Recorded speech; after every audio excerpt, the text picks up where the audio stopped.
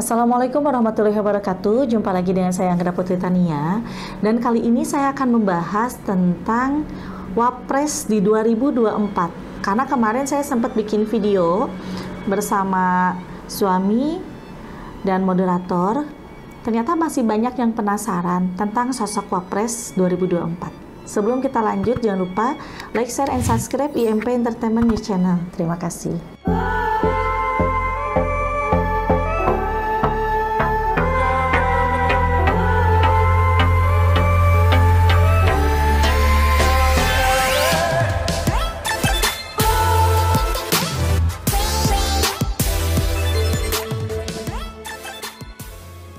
Ya sahabat IMP, di sini banyak yang bertanya, siapa sih sosok Wapres yang disebut dengan adil, tegas, bijaksana, dan berani mengambil resiko berat? Yang akan menjadi Wapres di 2024, sosok orang yang pintar, sosok orang yang berpengalaman dalam perihal politik, walaupun karirnya moncer, tetapi mempunyai keadaan yang sangat sederhana. Bahkan beliau selalu menerapkan kepada pasangan dan anak-anaknya untuk hidup sederhana, tidak mengikuti zaman modern.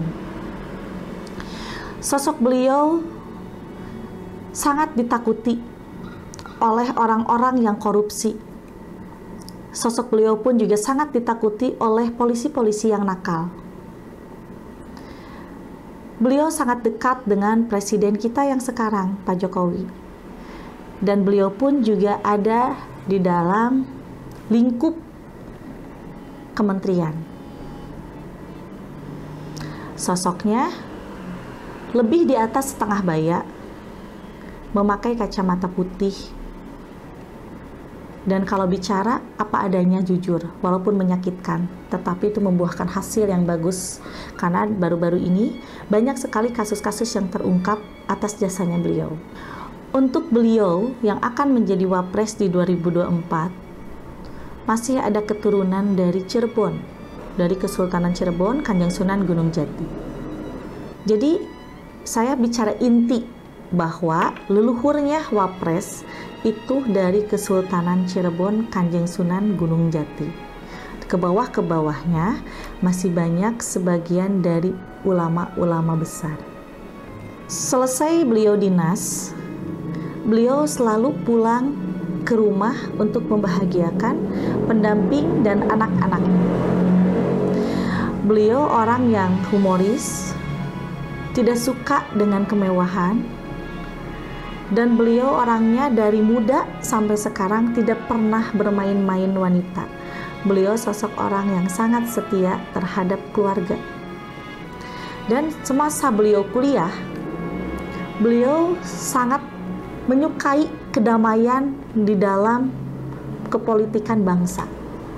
Karena beliau pun juga pernah menjadi salah satu ketua untuk demonstran. Beliau ingin kuliah itu biayanya dari sendiri, karena beliau itu kuliah sambil mencari rezeki atau mencari uang, ya, bekerja. Dan beliau bisa menjadi seorang sosok petinggi sekarang ini atas jerih payahnya beliau yang suka sekali meminta ilmu dan mencari ilmu kepada orang-orang yang paham akan kepolitikan dan keagamaan. Beliau bisa berani, kalau saya lihat tidak punya dekeng, tetapi kenapa beliau dari bawah, tengah, naik ke atas sampai sekarang ke tempat yang tertinggi di ruang lingkup kementerian, itu dengan jasanya beliau selalu baik, menolong orang tanpa pamrih. Kenapa kemarin-kemarin beberapa kasus terungkap atas jasanya beliau? Karena beliau orangnya jujur dan tidak pernah melakukan kesalahan dalam perihal pekerjaan politik. Makanya beliau berani untuk memberantas korupsi, untuk memberantas kasus-kasus yang nakal. Beliau itu berani mengambil risiko karena beliau yakin kepada Tuhan bahwa Tuhan akan melindungi dia kalau dia jujur membuka dan mengungkap kasus yang selama ini ditutup-tutupi oleh yang sebelumnya.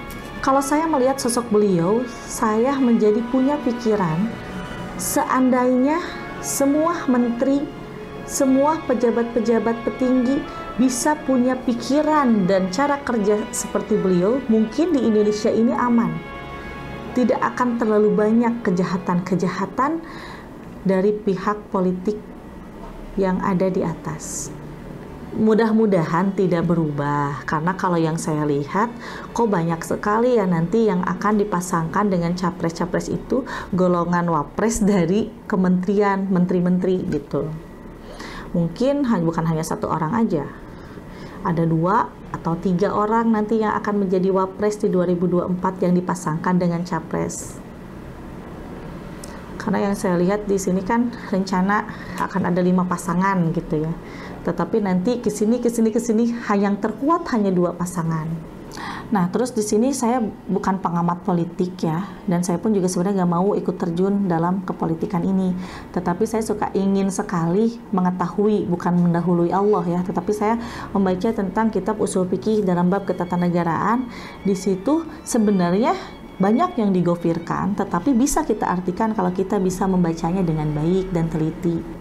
Ya sahabat IMP, di sini juga yang saya lihat nanti saat menjelang pilpres ini banyak sekali nih bentrokan-bentrokan yang akan terjadi antara mania-mania dari pendukung calon gitu. Jadi di sini juga dari sekarang kita harus bisa mawas diri agar semua itu tidak terjadi sampai fatal. Dengan cara apa?